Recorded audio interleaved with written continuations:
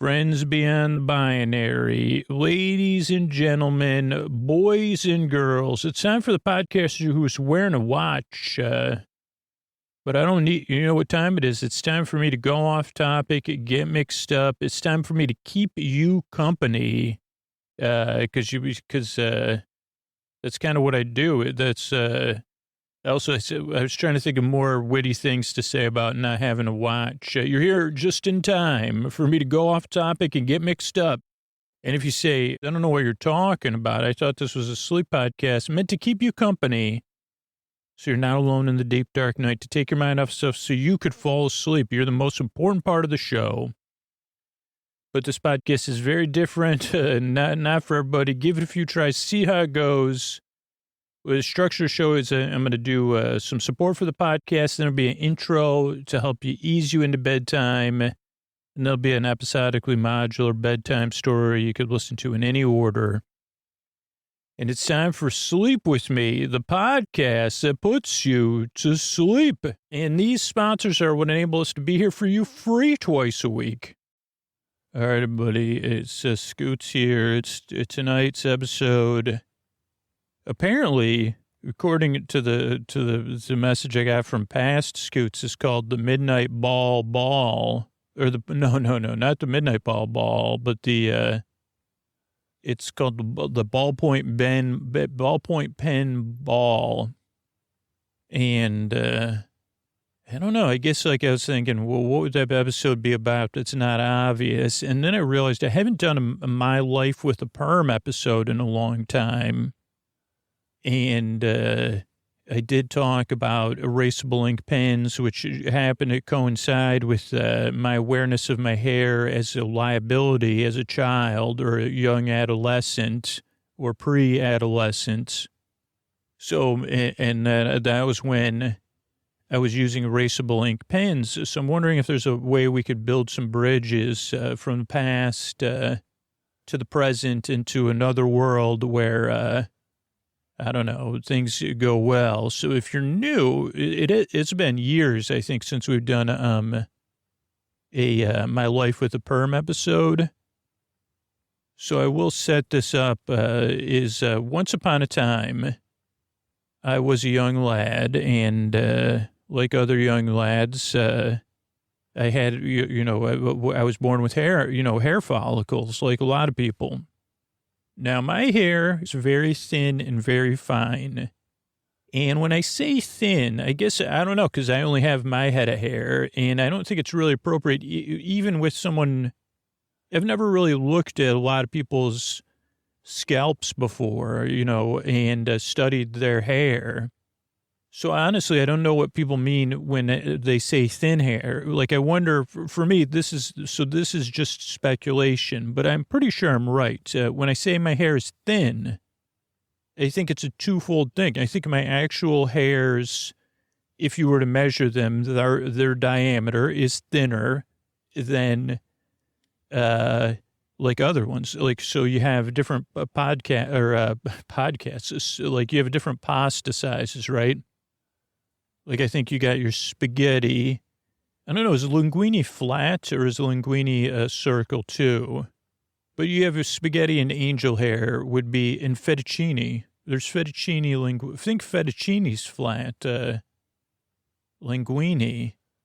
I don't know. But so you have different types of pasta. There's different shapes. I mean, if you had linguine, like a flat hair follicle, you'd probably be famous. Or, that'd be... I'm sure, I wonder if there is.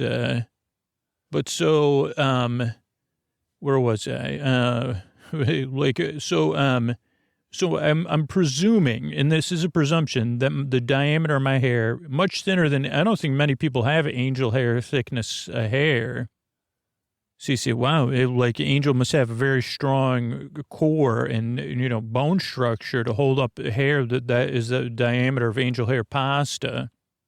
Also, what the heck, who came up with that? I mean, I'm sure it was a marketing term, but it's like, no.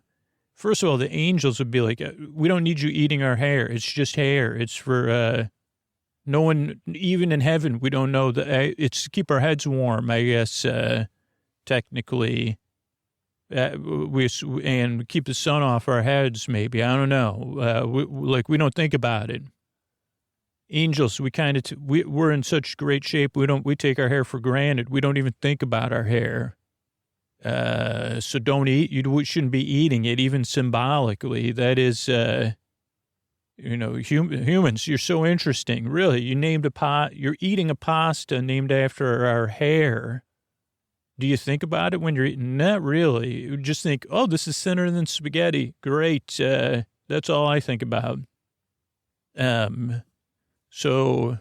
What was I talking about? My hair. So my hair, I would assume is thinner in that sense. And I think it's probably more spread out, which is probably when people say you have because when you say you have thinning hair, I think that means the space between the follicles is less, it's like,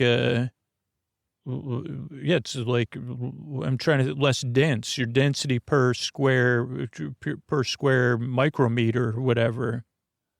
So I think my hair follicles are probably more spread out than someone that has a more robust head of hair. And so I don't know, because you can even see it when your hair gets buzzed. When my hair gets buzzed, you can see a lot of scalp. But other people, I think, and I don't know if that's the density, both the distribution of follicles or the diameter of the hair the follicle produces. But for me, both of those are on the thin side, always have been. So that's one part of my hair that's important, is it's thin or fine. I guess, you say your hair's fine. So I guess that's another way of saying, when they say fine, though, that means your strands are of a lower diameter. Now, the good thing about that is my hair is very soft. I don't mind saying it's soft. It's also, my hair is incredibly straight. Now, people will look at my hair today and say, it looks like it has some bends to it, but it's mostly either product that's moving my hair, holding my hair, or natural greases if my hair looks like it's falling in place. Now, I do wonder about my part, but let's stick with my hair, my actual physical properties of my hair.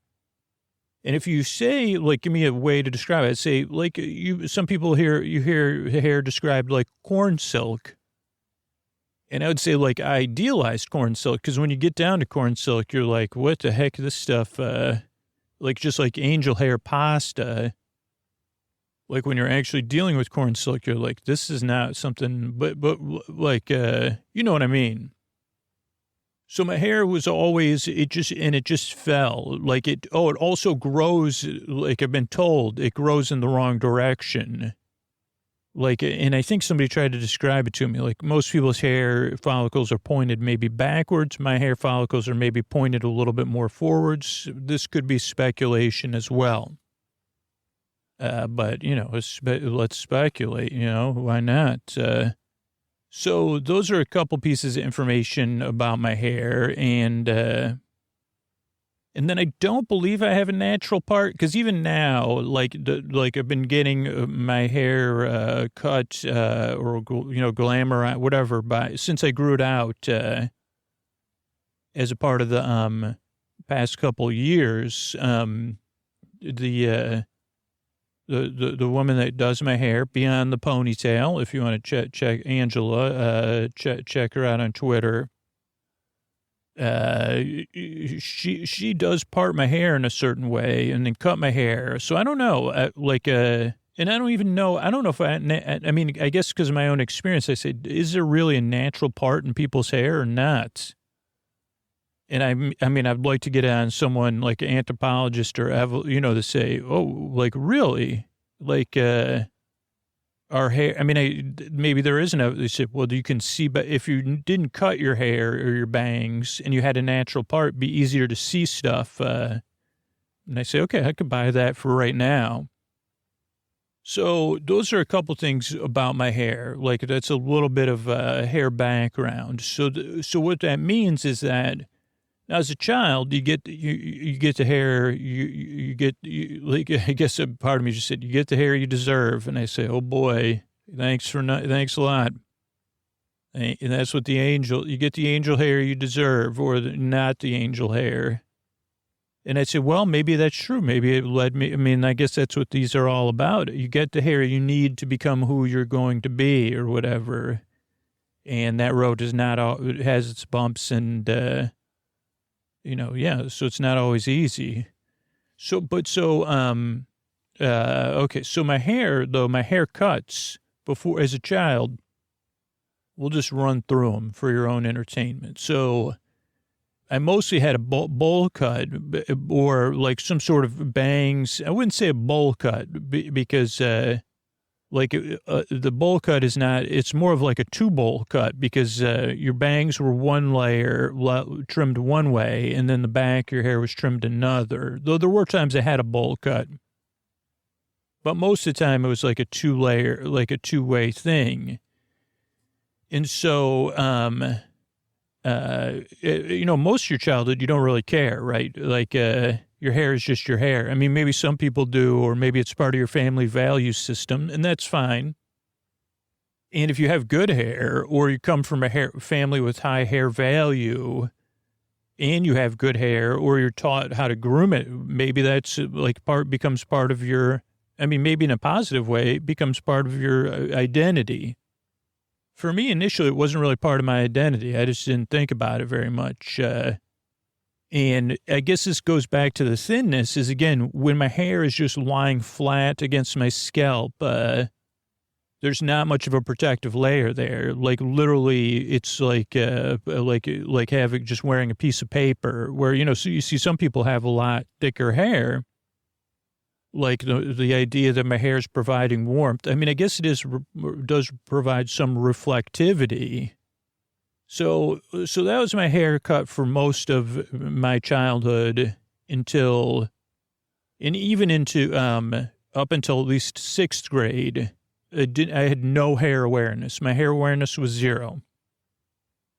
And I don't know the first time, I don't think that, I think in fourth, fifth, and sixth grade, and this might be a little strong for some people, though, the things that kids point out, they don't start pointing out your hair until, till your adolescence, right? That, they have other things, like your clothes. I had more obvious things, other than my hair, that weren't necessarily going for me. But then, around fifth or sixth grade, I was behind the times, right? Because I was just aloof and but some of my friends, they started to get into pairings or, imaginary pairings or, we've talked about this before, hand holding and that kind of stuff. But then you go into seventh and eighth grade and everybody's growing up at a different speed, right? And that causes some ruckus, and it causes a realignment of values. And even in there, I'd have to look at pictures of myself. I don't think I really cared about my hair, at least in seventh grade. Now, at that point, it did become a hurdle. And I'll have to try to figure out what I looked like back then. But my hair was still thin and fine. And, but again, I had other things not going for me. But that was the high point of my life. I'll be honest with you. Seventh grade, and this is going to sound like I'm being ironic or self-deprecating, but it's the truth. It was probably the best thing that ever happened to me, was that we had tracking in our school, right? And so the school I went to had 5 seventh grades, 7-1, 7-2, 7-3, 7-4, and 7-5. And 7-1 was for the kids, however they decided it. And they didn't have, this wasn't to assist us, because they didn't have, I think they had some basic assistance for people with learning differences. But this wasn't how it is today, where it's okay, these are the kids we're going to focus on some their learning differences and help them. This was more give us everyone, and they had one other group that was also challenging. but that's going to be challenging for the teacher, for classroom management. And they said, whatever is going to cause, there's different ways you're going to disrupt the classroom. Let's gather all those kids in one place. And honestly, I don't think the higher you got in the sevens, their expectation for your success was much higher. That's just the truth. And that 7-5 was like the advanced kids. And 7-1 was the exact contrast to that. But that was like, if I look back and you say, what was the happiest you were in your life, where there was like a balance of, like where you were being yourself and you weren't overthinking it. You had the freedom to be yourself and you hadn't had the, and I think it was because I was pre-adolescent. I was behind I was lower on the curve. So my evolution hadn't kicked in. So I was so happy because I was among people I could relate to, really, like people that had trouble with authority figures, and maybe they had their troubles manifested in different ways, and people that were at my level. And for the most part, the teachers really did well. It wasn't like I have a lot of memories of so it was like, I don't know, like I was just so happy. I was socially, I felt like so comfortable. So it was like this amazing time in 7th grade and 8th grade. And I don't know, but at some point between 8th grade and 10th grade, my hair became what I would describe as a problem. Now that was because at 7th grade, I still had, what is that called? Like not innocence, but I still wasn't overly consumed with my attraction to or my image and how it related to me being attractive to girls I was attracted to, and kind of obsessing about that, right? And but at some point between 8th grade, between 8th and 10th grade, that like slowly dawned on me that one of the and again I was actually incorrect. In some sense, but I assumed that one of the things under my control that was affecting this was my hair. And a lot of my friends had good hair. That's one of the things I always talk about on this My Life with the Perm thing, is that my friends had good hair. And so I took it and we all got our hair cut at this same place. And I would try different haircuts, parting it in the middle, greasing it. At one point, I guess it looked like Marty McFly because it was like a close cut and then long and then whatever. And then some classmates tried to help me and they said, hey, just let your hair flow. And now that's where I'm at. I'm like, yeah, whatever, man. And that never worked out. And then I guess then I grew really long bangs, like to my chin, and I would wear a hat or whatever. I just had that super long bang look. But very unstyled and but not in a way of like total confidence. Like I was hiding behind my bangs, and it was like a way of saying, I don't care about my hair instead of loving it. And then, at some point in adulthood, again, I still had the same problem. And it's supposed to be, I never had like a business job, but I had jobs I had to go to. And at some point, like maybe in my 20s or 30s, I was like, oh, let me just buzz my hair. Then I don't have to think about it at all. And I guess that became like, I was like, okay, that's just how it's going to be now. It's like, I'm going to be a buzz cut guy. And then what happened during 2020, like I said, oh, I'll just grow my hair out anyway. And then I had the idea, oh, maybe we could raise money for a nonprofit if I grow my hair out and get a perm. But people it's hard to get people that listen, they're falling asleep to a podcast to do stuff. So we couldn't really get anybody involved with that. And so that didn't work, but I kept growing my hair out. And then I realized, if it went through a very strange phase, but then I said, oh, wait, I like kind of having hair. And then I found someone that's very capable. And she actually took the time to kind of get to know what she was working with and the best way to approach it. And so then it's like, okay, now at this point, I'm like, I'm fine with my hair. And it's like people, and I'm saying, okay, sometimes it looks a little bit like 70s or whatever, but I'm like, whatever. So all that said, that's kind of sets up this idea of my life with a perm, which we'll jump to.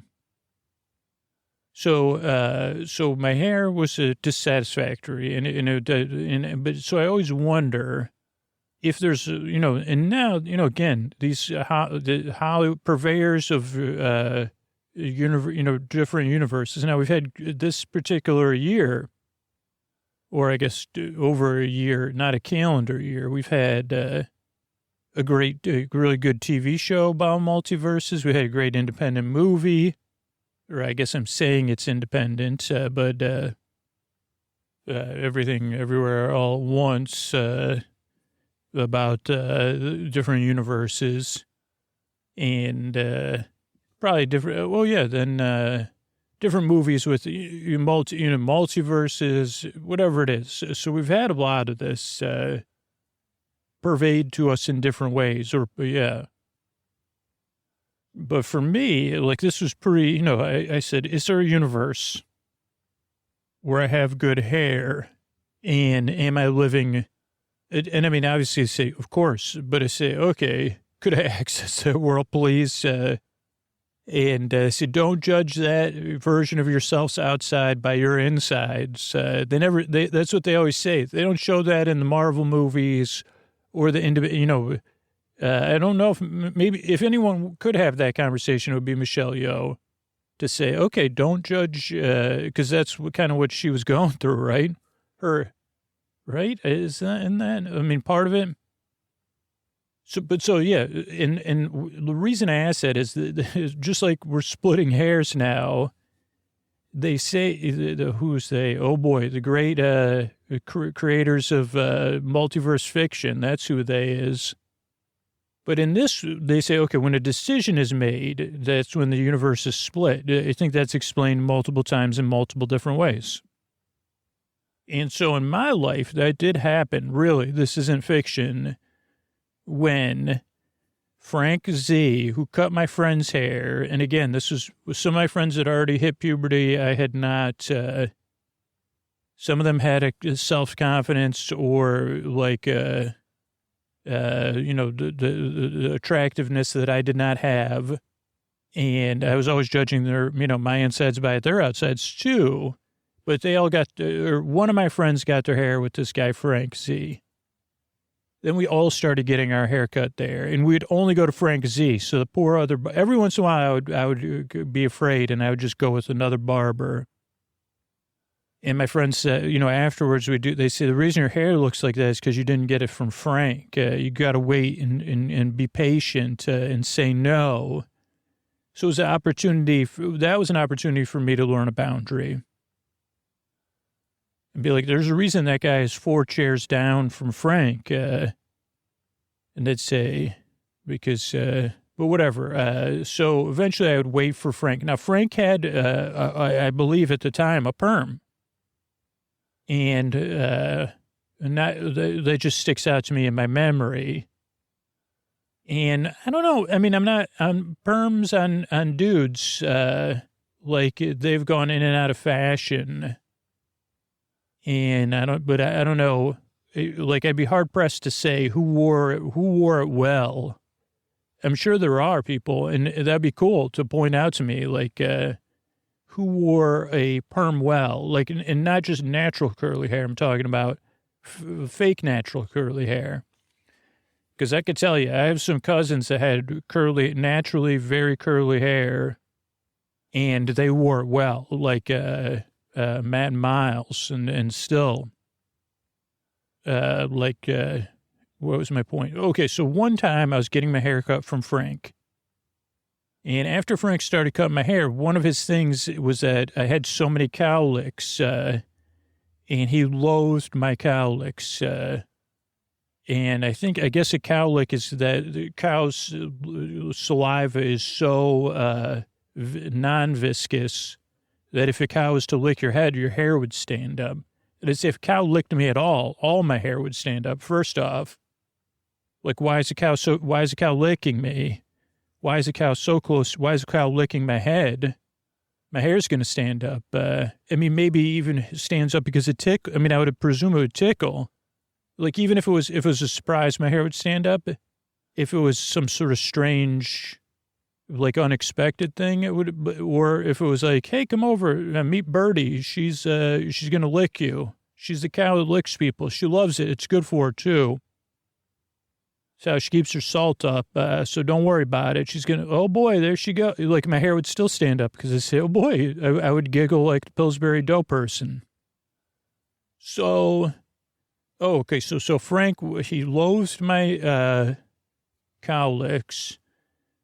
And then one day he proposed to me, and I was there with all my friends. And I don't know how we decided the order. I did not go first. I can tell you that. Unless it seemed like Frank was having a bad day or something. So, what happened? So one time Frank was cutting my hair, complaining about my cow licks. He said, listen, the next time you come in, I want you to grow your hair out, even longer. And then we give you a nice perm like mine. And we'll put a little curl in your hair. And I even looked at him like, and he goes, so trust me. And he was trying to be, I think, in the end, I think he may have been misguided, but that's why I have to explore this universe stuff. But he said, hey, if I could cut your hair, if I could, if I perm your hair, it'll give a little bit of curl. We won't have these cow licks. It'll be really nice. Trust me, like me. But his hair was different. His hair, he didn't have the same hair I had or the same face, you know. I mean, I would say well, I can't say he wore it well. He wore the perm the best he could. And it fit his character. But he was very encouraging. And I don't know if my friends heard it or if they said anything or I said anything to them, but I probably kept it to myself. But I can remember later being in the bathroom in the basement of our house, looking in the mirror and looking at my hair. And again, it was impacting my self-image. And again, in a different world, someone would have said, hey, don't worry, you know. But again, you got to go, this is like adolescence, you know, it's part of adolescence. If it's not your hair, it's going to be something else. It's part of your journey. Maybe because someone could have said that, I wouldn't have believed him at the time. Or maybe somebody did say, hey, yeah, you don't like your hair. It doesn't, you feel like it impacts your attractiveness and your self-confidence. And maybe it does. And that's tough. It's part of being an adolescent. Don't worry. After you've lived like many, many decades, you'll be comfortable with your hair. But it'll take it'll take a lot. So maybe you became comfortable with something else before you were comfortable with your hair. So I was looking in the mirror and I was thinking about what Frank said. And also I was afraid of this boundaries thing of just saying no. So I was like, hopefully he'll forget about it. But I said, maybe he's right. What would it be like? And some part of me, some wiser part of me in that universe, I thought said, don't do it, man. Like, you are not Frank. Like, picture his hair on you in the mirror. And I pictured it and I said, okay, like I have a pretty high forehead. My hair is thin. I think, you know, some of my facial features are large, you know. And so I said, oh, you're right. Like his hair on you, you're not like, just picture his hair on you. It doesn't work. Don't do it. But I do wonder if there's a world where I did it and it went well. Like, what would that be like, you know? Did it. So that's my life with a perm. And I think about ballpoint pens, right? And this idea, this was at the same time. So at some point they came up with these pens called erasable ink pens, or I think that's what they were called. And they kind of came out of nowhere, at least in my mind. And it was like I was still in grammar or elementary school or primary school, depending where what do you call it? When these pens came out. And at some point, like the nuns in our school let us go from using pencils to pens, and we'd use pencils for math and pens for other stuff. And anybody that listens to this podcast knows, or maybe you don't know, like when I have learning, like I have dyslexia, I have not taken tests for other things, but maybe who knows? I learn differently than a lot of other people, and that's okay. also am left-handed, and then also some that also impact my ability to write with good penmanship physically. So like, so physically, not only am I left-handed, but physically my penmanship is affected by something. And so I had all that going for me in an age of Catholicism where penmanship was, like, honestly, we talk about confusion or stuff, and I think it was more not just in Catholicism or Catholic school, but that somehow penmanship was considered, was equated with intelligence and, conscientiousness and goodness in some sense. Even though it was, you'd say, well, that was like not, that should have stopped in the, like, 20 years before you're taught. And I say, I know, but there's holdouts. But also, like, because I wasn't a good student, I made a lot of errors, right? And I had a lot of challenges with school. So these invisible, erasable ink pens were presented as a panacea for people like me to be able to, like, okay, you're supposed to be writing in pen. Yeah, now you can fix your mistakes, even when you write in pen. And this was one of those ones that, and maybe it's just because of right-handers, but I can't imagine that right-handers, and again, I know Rusty Biscuit's going to look up some great articles about this, but I can't imagine that it was just left-handers that were impacted by what I could say was a scam. Like, this erasable ink was just ink that didn't dry, that you could erase it and whatever. The eraser just absorbed the ink. And maybe that's what an eraser does with a pencil. I think so. But a pencil's like dust. So it picks up the dust and rolls it up in the eraser, whatever, and flakes off. First of all, whoever invented erasers, holy mackerel, you're brilliant. But so the idea of the pen was that it was just like a pencil, but it was pen, so it's permanent. And I don't think this thing ever dried, properly, that you could erase it at any point. But because, for most left-handers, our palm, for whatever reason, or at least for me, when I'm writing, my entire side of the heel of my hand, or the palm, the side of my hand is on the table or on the paper. And then I write from left to right across a page. So it would constantly, my hand would be covered in ink. There'd be fingerprints or palm prints of ink everywhere, and the ink would be smudged.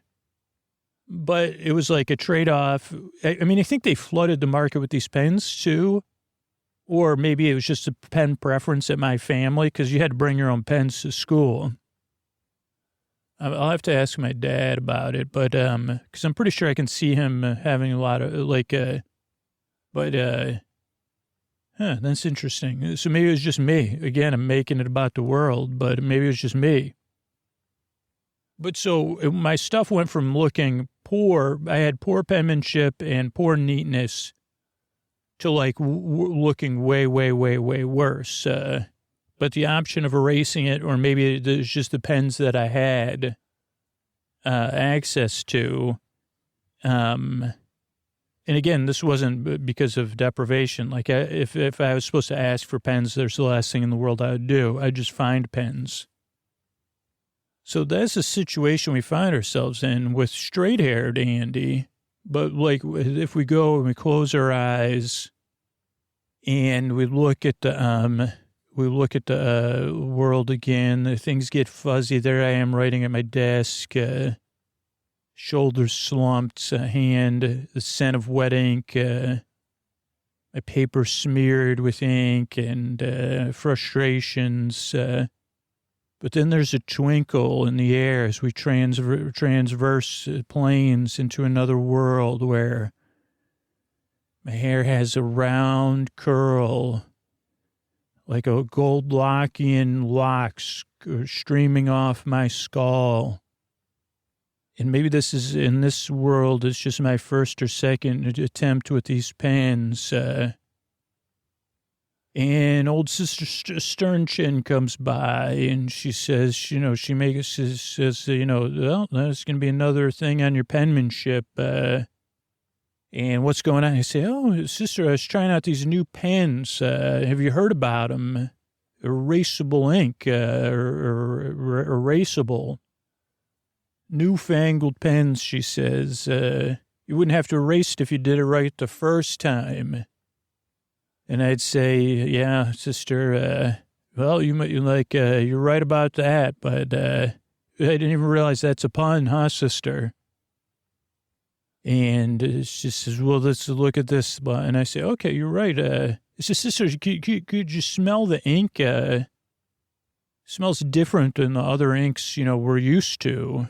And then sister goes on a soliloquy about feathers and ink jugs. And I'd say, well, I definitely wouldn't have made it back. That would have been a lot worse, huh, sister? If I got a fountain pen for Christmas once, I think I ruined a year's worth of clothes. Didn't even use it. I just wanted one. Like, I'm no calligraphist. I'll never be one. But don't you get some sort of powder or something to sprinkle on that? This one, you don't have any of that, and we don't need it.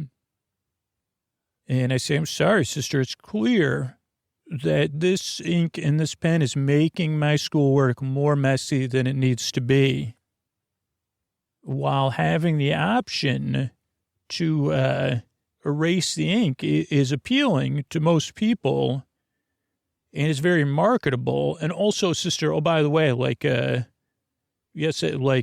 tempted to put this in, I put a lot of things in my mouth, especially erasers, and and test out their mouthfeel. And these erasers do have an interesting mouthfeel. So I don't know what that has to do with anything, sister, but that's also on my mind. And I'm more impressed with the eraser than the ink. But I found a couple things, sister, in my brief observations. The eraser does not really erase regular ink. And unlike a pencil, there is like a grittiness to this eraser that's different than a pencil eraser. Let me just show you here, sister. If I try to erase the erasable ink with a pencil eraser, it smears and it smudges even worse. And there's something in the pencil eraser that can't quite get the friction it needs to take care of the ink. So this has some sort of grit in it, especially because I'll be honest, sister, I've chewed up a couple of these erasers on these erasable ink pens. I know, sister. But it's clear to me that they have a grit in there, and the grit is something that helps erase the ink. No, sister, great question. I have not tried to erase any pencil with these erasers. But I have one more point, sister, that I'm going to learn in the future. But believe it or not, sister, I'm traveling. I'm a time traveler. And I've traveled to this time to put a stop to this erasable ink thing, or to make some changes. And I know you're aghast because you think I'm just trying to get out of this math assignment. But it's not a math assignment, sister. This is some sort of other assignment. The math assignment later, I'll be using a pencil. I forgot my point, though, sister. Something about erasable ink, chewing on the erasers. Sister, I totally forgot what I was talking about. I was about to make a big point about something, a ballpoint, but now I forgot where I was going. But it was that this can't stand. Oh, what I was going to say is in the future, I will actually attempt to test out my erasable ink eraser on my report card. And I know this wouldn't let you slip by you, sister, but one of the teachers that's not a nun ends up using erasable ink on the report cards. In a normal student, sister, they just look at their grades and they accept their grades, and they don't look at the ink and analyze the ink because they're a regular kid. But to me at the time, had already, this is 2 years from today, sister. They're still using erasable ink in 2 years in the future.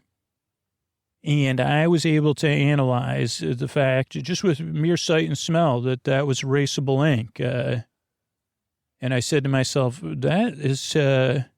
I don't know if this is what irony is, but But it is delicious, the fact that my report card is made in erasable ink. It's so delicious. Even though this is a decent grade, I believe it was a B, sister, I decided to erase my grade to see if it was truly erasable ink. And it came to my attention, lo and behold, sister, that it was erasable ink. And it came to another classmate's attention who brought it to the teacher's attention, which would, not go well for me. But it was just an experiment. And I want to put a stop to that future too. I mean, maybe I won't be able to make a sleep pod. In the future, sister, I have in another world where I don't have a perm to comfort me and to give me this confidence to talk to you using words and being comfortable and saying, hey, I don't like this. In another world, I'm not I don't have all these tools. And so, yeah, I could, luckily we're in our universe, sister, and not in that universe. We're just visiting this one. But I'm actually visiting, so maybe sister, do you know if I'm disrupting this universe by telling you? But wouldn't you like to work with me together sister, there's a knock. Oh, sister, it's a business person. Hello, you have a briefcase and a suit on. What are you, from Big Pen? Yeah, okay. Sister, we have to go with them. Okay, they're taking us somewhere. Okay, we're getting in a van. This is Sister Sternface, I call her, and old Furrowbrow. Two of those furrows are mine. I'm just kidding, sister. You don't really have more than 10 furrows. 2 of which are mine. Thank you, everybody. So where are we headed? Okay. This is, we're seeing all of the pen. Oh, wow. So you really do have a big industry here making. So you want to tell me about, this is a tour of the pen production. It's a booming business. There was some lean years before this. Okay. So you're telling me that the invention of erasable ink, in quote quotes, by the way, is necessary to the economy of this area, and that I should be thankful, and I shouldn't stir up trouble. Well, let me just touch this curl here. Do you see? Did my curl just make a springing sound? Yeah, it does. Let me tell you a little thing about this erasable ink. Let's sit down. Is this your board? Oh yeah, and your supervisor. Yeah, okay, great. Everybody have a seat here. I'm gonna stand here on your conference table, and I'm here on behalf of myself, left-handers everywhere, and general consumers. Listen, we all know that this ink doesn't really like that. They had good intentions. Maybe this was an accidental discovery. I have no idea. And I'd love to know, but not right now, because I'm trying to make a speech here, which came first, the eraser or the ink? And I would love to know the branding meetings to make it a gray eraser, because I really appreciate it. There's a lot of things about your pen I appreciate. Do I prefer chewing on here's one of the things I appreciate. I got to tell you, whoever decided to make the eraser easy to get out of the pen cap, it really saved my dentist a lot of tears, because those pencils, they got metal around them. So if you want to chew on a pencil eraser, you're really putting a lot at risk, where this one I can just get it out and chew it like gum. Not that I should, or that this is total fiction. So if you're listening, and it gives me something to play with. Believe it or not, I've used your eraser as a toy during class. Sorry, sister, but I have. And as an entertainment object, an object of speculation, a space capsule, many different things. So I appreciate, those are things I love about your pen. And one day in the future, I'll speculate and fantasize that the back of my head is a ballpoint from a ballpoint pen. But here's the thing. This can't go on. Like in our world, this is not going to end well. People are going to, I don't know what took the marketplace so long to reject your pens, and maybe it became a niche product. But think about the money you've invested in this, because I know you're about to do all those expansions you told me about on the tour. Let's agree not to do that. What we'll do instead is I'll help you. Here's the thing. You probably have two companies, right? This Erasable ink company and brand. And then maybe you have another brand. If not, there's a free idea to separate the two products, right? Then what you're going to do is you're going to say, have a ball with a ballpoint. And you'll start sponsoring balls and not ball gowns, but yeah, let's do a ball gown scholarship. Every city, you give away a couple ball gowns. You'll sponsor senior balls at high schools, maybe some other kind of social balls, and you'll say, have a ball with a ballpoint. And your commercials will show the joy of using a ballpoint pen. The ballpoint pen ball. Maybe even have that once a year here where we are, which feels somewhere like Scranton or Syracuse, maybe Binghamton, I don't know, but have a ball with ballpoints here. Come on down, have a ball with the ballpoint. Maybe even maybe it's every day. Instead of your tour, make it a ball. There you even say, and maybe you get some celebrities, left-handed celebrities. Not Ned. One day there'll be a left-handed celebrity named Ned Flanders, but not yet. But coming very soon, actually. And that's how you'll fix things. You'll actually use your ballpoint pens with real permanent ink that works. Against these, and what you'll do is you'll halt you won't stop production. This will be a niche product, and you could charge more for it instead of going and trying to replace the pens that we're already using. We'll do that, okay? And that's how. And you could see if you feel uncomfortable, all of you can touch my curls. I'll crawl around on this table. It's very strange. Yes, I know, but this is how I'm going to save your business, and save myself from 2 to 5 more years of having to use the ink that doesn't actually dry, but not eliminate it, at all. So why don't you all lie down and then just rest, put your heads down on your desk, on this desk conference table. Go ahead and smell the conference table. Feel your breath against it, nice and warm. And feel it coming in, getting comfortable. Closing your eyes, that desk smell. And get some rest and go to sleep. Good night. All right, I want to thank everybody who became a patron recently. I want to thank Potato, Lucky, and Crystal. Thanks, and good night. Elizabeth, and Nia, and Tanya. Thanks, and good night. Kim, Patrick, and Marie. Thank you, thanks, and good night. Tania, Corinne, and Sherry. Thanks, and good night. Melissa, Ryan, and Brian. Thanks, and good night.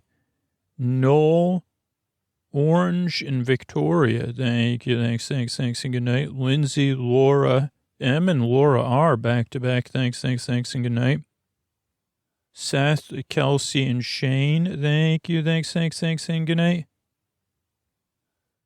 Christopher, Nina, and Adam. Thank you. Thanks, and good night. Lorraine, Emily, and Michael. Thank you. Thanks, and good night. And Suzanne, Edward, and Katie. Thank you. Thanks, and good night.